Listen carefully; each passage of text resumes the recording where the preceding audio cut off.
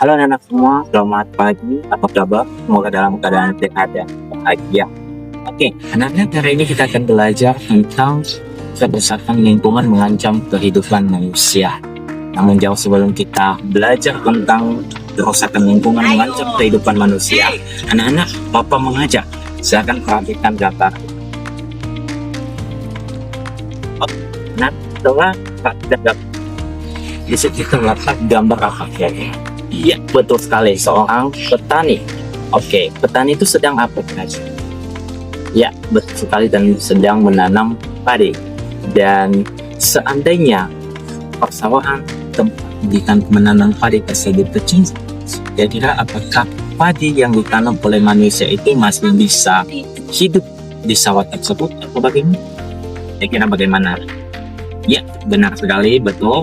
Anak-anak, di sawah yang ada padinya ketika ditanam, tentunya padi itu lama-kelamaan bisa saja tidak hidup karena lingkungannya sudah tercemar. Oke, anak-anak, silakan perhatikan juga teks berikut. Ya, anak-anak, memang benar kita selalu bergantung pada sumber daya alam yang ada di bumi.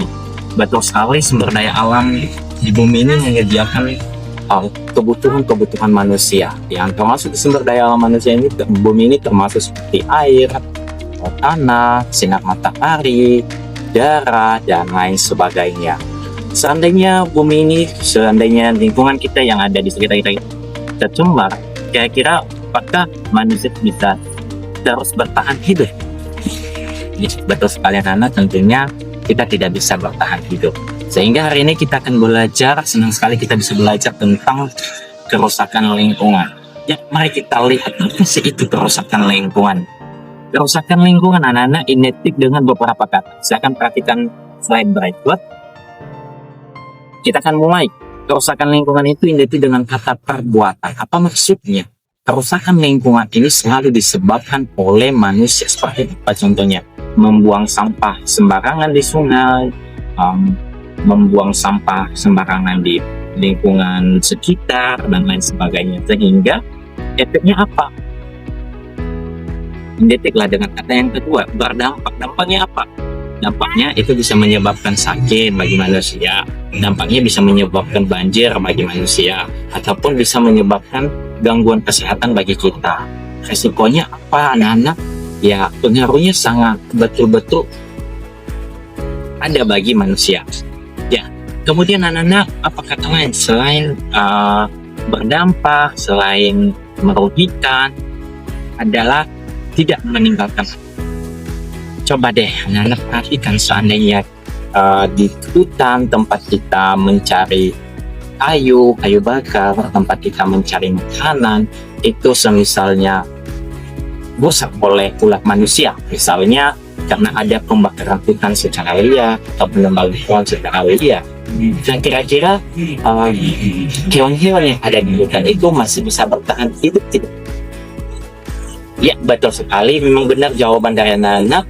Tentunya kita sepakat hewan-hewan ataupun makhluk hidup yang ada di hutan tersebut tidak akan bisa bertahan hidup. Sehingga penting sekali kita harus menjaga lingkungan kita agar lingkungan ini tetap menjadi alat utama bagi kita untuk melangsungkan kehidupan. Sehingga dapat kita ketahui bahwasanya kerusakan lingkungan merupakan suatu kondisi yang buruk yang dipengaruhi oleh perbuatan manusia yang berdampak dan berpengaruh bagi semua makhluk ataupun tidak meninggalkan kesejahteraan ekosistem. Nah, mari perhatikan gambar berikut.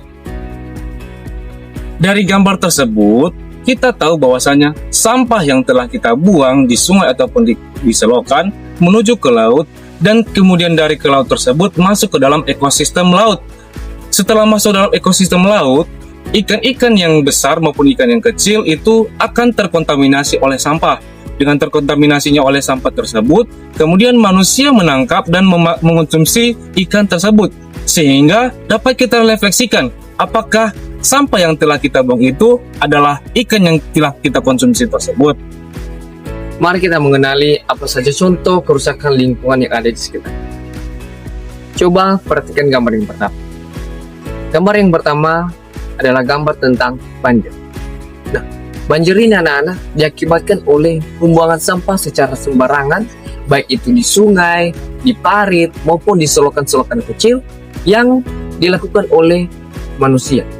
Nah, dengan pembuangan sampah secara sembarangan tersebut, sampah-sampah tersebut akan menumpuk di suatu tempat dan akan mengganggu kelancaran air sungai. Sehingga pada saat hujan, debit air akan naik dan air tersebut akan meluap ke perumahan warga serta mengganggu aktivitas masyarakat. Perhatikan gambar yang kedua. Gambar yang kedua adalah gambar tentang tanah longsor. Nah, tanah longsor ini adalah suatu tanah di mana tanah di permukiman akan runtuh atau akan roboh ke daerah-daerah yang lebih rendah. Nah, hal ini diakibatkan oleh penebangan pohon secara sembarangan. Sehingga pohon-pohon yang sudah ditebang maka akan gundul. Sehingga pada saat tanah tersebut akan hilangnya daya tahannya, tidak adanya penopang atau yang menahan tanah tersebut karena tidak adanya akar. Sehingga tanah tersebut akan mudah hancur atau mudah roboh pada saat hujan deras, sehingga akan jatuh ke daerah-daerah yang lebih rendah. Contohnya di permukiman warga ataupun di jalan-jalan yang dilalui oleh manusia. Perhatikan gambar yang ketiga. Gambar yang ketiga adalah tentang tsunami. Nah, kita tahu bahwa tsunami ini diakibatkan oleh faktor alam. Nah, mengapa dapat merusak lingkungan? Karena dampak yang diakibatkan oleh tsunami ini adalah sangat besar. Merusak permukiman warga dan bahkan pun mengakibatkan yang namanya korban jiwa. Perhatikan gambar yang keempat. Gambar yang keempat adalah pencemaran udara. Nah, pencemaran udara ini diakibatkan oleh manusia, seperti asap rokok, asap dari pabrik, asap kendaraan. Nah, mengapa dapat merusak lingkungan? Karena salah satunya adalah mengganggu yang namanya pernapasan manusia. Kita tahu bahwa udara ini sangat penting bagi kehidupan manusia. Jika udara kotor, maka pernapasan kita akan terganggu dan juga mengganggu aktivitas kita yang lainnya.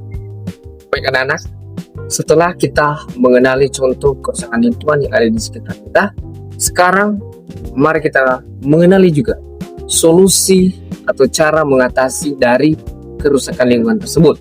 Itu yang pertama, reboisasi. Reboisasi dikenal dengan namanya penghijauan. Nah, anak-anak, reboisasi adalah suatu kegiatan penanaman pohon kembali di tempat-tempat atau di daerah-daerah yang telah rusak, atau contohnya hutan gundul atau hutan yang sudah rusak. Nah, tujuannya ini adalah untuk mengembalikan hutan tersebut sehingga adanya pohon-pohon yang ditumbuhi dan lebih stabil lagi daerah tersebut. Yang kedua adalah rehabilitasi tanah. Nah, rehabilitasi tanah anak-anak adalah suatu kegiatan untuk menstabilkan, untuk memulihkan tanah yang telah rusak. Contohnya dengan pencampuran tanah dengan bahan-bahan organik seperti kompos maupun bahan-bahan organik lainnya. Nah, hal ini berfungsi untuk meningkatkan daya atau kadar yang ada di dalam tanah, serta contoh yang lain yaitu penghijauan yang telah dijelaskan di awal tadi. Terus yang ketiga adalah pembuangan sampah pada tempat. Di setiap daerah atau di setiap tempat-tempat kita tahu bahwa di sana ada tempat-tempat sampah atau tempat pembuangan untuk sampah. Nah, hal itu dilakukan supaya masyarakat dapat sadar dan perhatian terhadap keadaan lingkungan tersebut sehingga tidak membuang sampah secara sembarangan.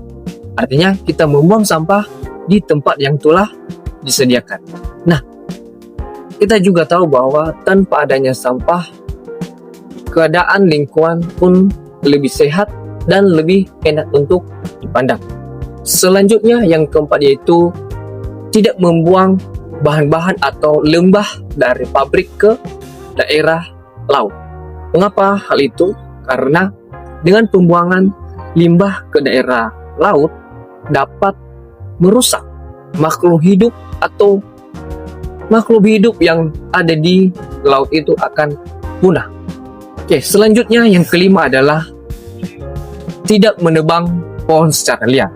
Nah, mengapa hal ini ditekankan? Karena seperti yang telah dijelaskan sebelumnya bahwa penebangan pohon secara liar ini akan mengakibatkan yang namanya tanah longsor.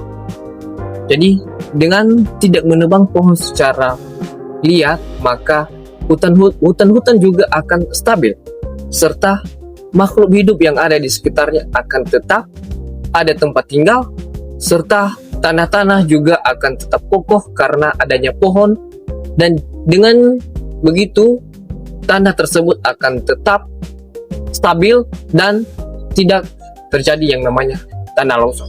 Baik anak-anak, kesimpulan kita pada hari ini yaitu kerusakan lingkungan yang berada di suatu kondisi yang buruk akibat perbuatan manusia dan memberikan pengaruh dan dampak bagi semua makhluk ataupun tidak kesejahteraan secara ekosistem.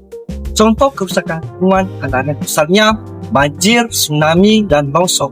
Dan cara mengatasinya itu tidak menebang pohon secara liar. Baik anak-anak, setelah kita mempelajari materi pada hari ini, Bapak mau merefleksikan tentang materi kita pada hari ini. Yang pertama, apa hal baru yang kamu pelajari terkait dengan materi kita? Yang kedua, jika kamu menemukan sampah, apa yang kamu lakukan dengan sampah tersebut? Oke.